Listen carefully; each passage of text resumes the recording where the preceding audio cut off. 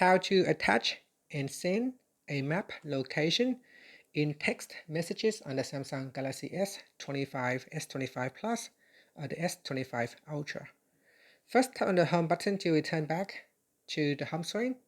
Now from the home screen, open up the text messages app. Then go back to your messages list.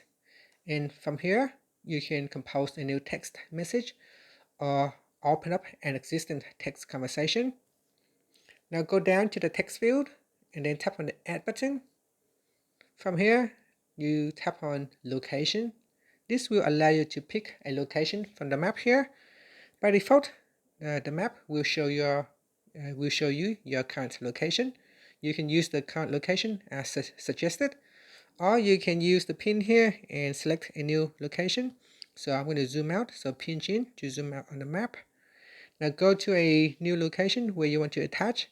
So let's say I'm going to this particular location here.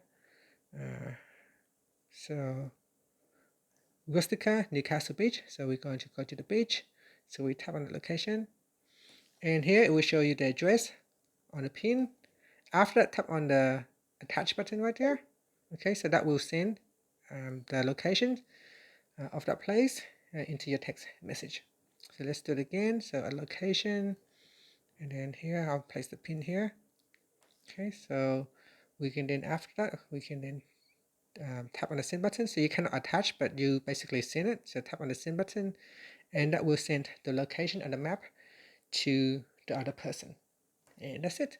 So that is how you can attach or send a map location in text messages on the Samsung Galaxy S25, S25 Plus, or the S25 Ultra. Thank you for watching this video. Please like and subscribe to my channel for more videos.